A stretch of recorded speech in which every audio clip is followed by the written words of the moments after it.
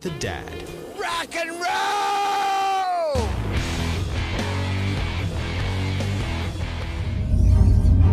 A long time ago, in a galaxy far, far away. Feel, don't think. Fear is my ally. The Force will be with you. We are encouraged to love. Be mindful of your thoughts. I will not betray the Republic. Hey, your worship, I'm only trying to help. Scruffy-looking nerf herder. I'm not afraid. You must unlearn what you have learned.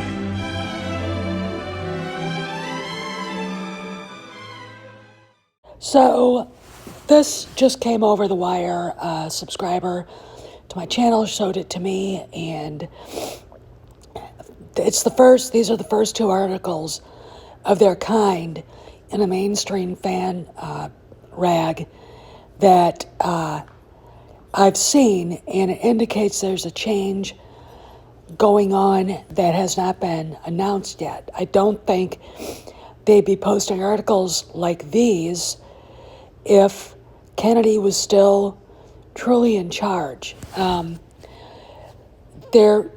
It looks to me like they're discussing with people that they have on the leash, retconning the sequel trilogy.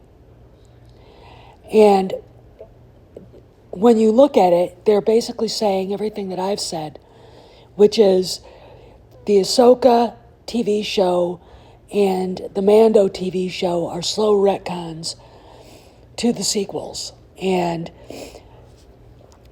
changes to the story, maybe erasing some of the stories quite outright. When you look at how divisive some of the characters are and the way they were shoved down people's throats, Rey in particular, to the extent that people just got sick of her because there was nothing to her. There's nothing interesting. She's not a replacement for Luke. They have to change something. I mean, Kyle Ron. I said it a few days ago in yesterday in my video. He's about as interesting a villain as a wet rag. And people were, look, the sequel trilogy was offensive. And, what they did to Luke and the entire thing with The Last Jedi.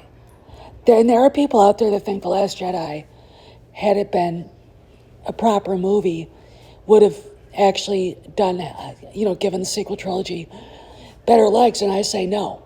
The sequel trilogy was trash. Lazy writing,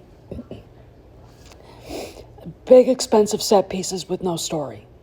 None of it fit into the universe. The villains, Kyle Ron, Darth Emo, Snoke, who became absolutely nothing, and the fact that once Rian Johnson was done with him, they had to revive the Emperor. They couldn't,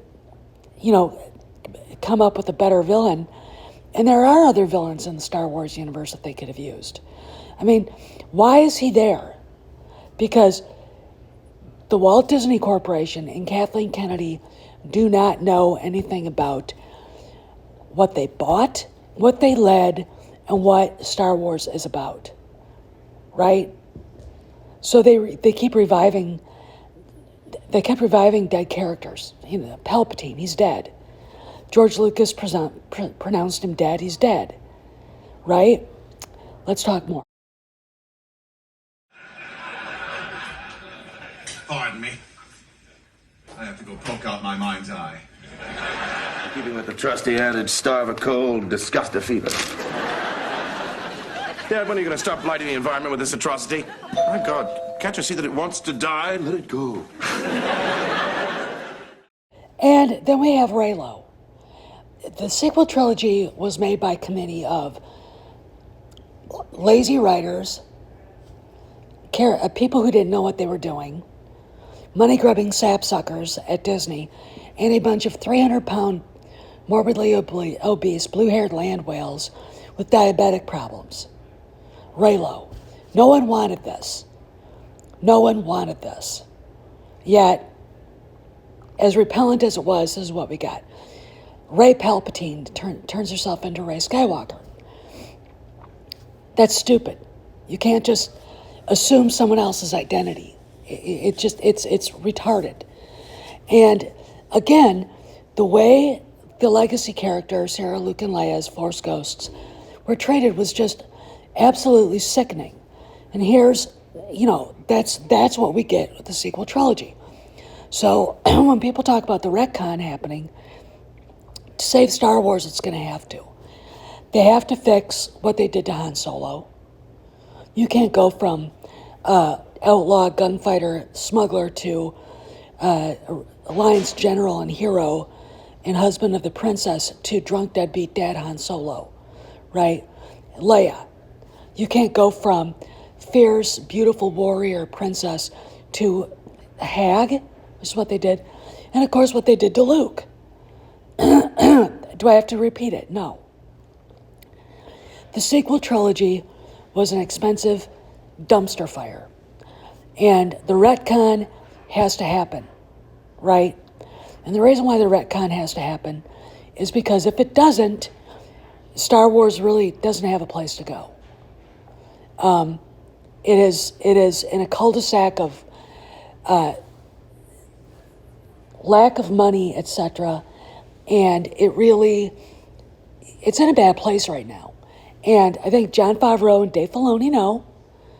I think those two guys are well aware of what's going on. And the fact that now we've got Screenrant talking about it tells me that the sequel trilogy is on the chopping block. Again, as Cameron Pasha said, we might see some of the same characters. And if you remember, Baylan Skoll, with his wristband, with Han, Luke, and Leia's, Chewie's, C-3PO's, R2-D2's, and Ben Solo's names on it. Now, I don't know what this indicates. Is it a connection to his past? Or is he on a mission to do something else? I thought it was a very deep cut and a huge Easter egg that people not necessarily missed, but black pills overlooked. Because they need to hate everything in order to make money. This is the thing. This is how the retcon's happening. These little Easter eggs, these little pushes into the sequel era. And with Dave Filoni set to direct the first of the next trilogy, which is Heir to the Empire, and from what Sparrow said, Steven Spielberg wants to come in and direct episode 2 of that trilogy. It looks like everything is going to be changed. Spielberg, I don't think, would be part of it unless he felt he could help fix his friend's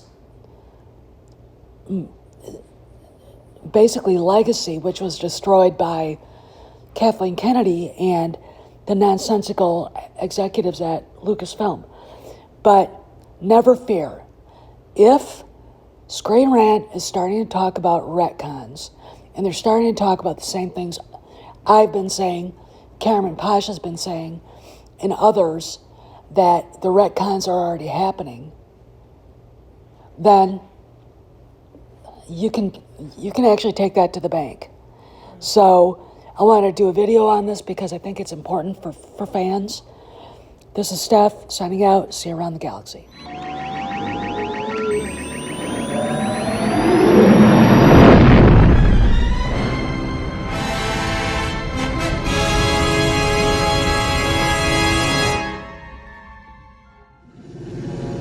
That's no moon. It's a space station. It's too big to be a space station. I have a very bad feeling about this.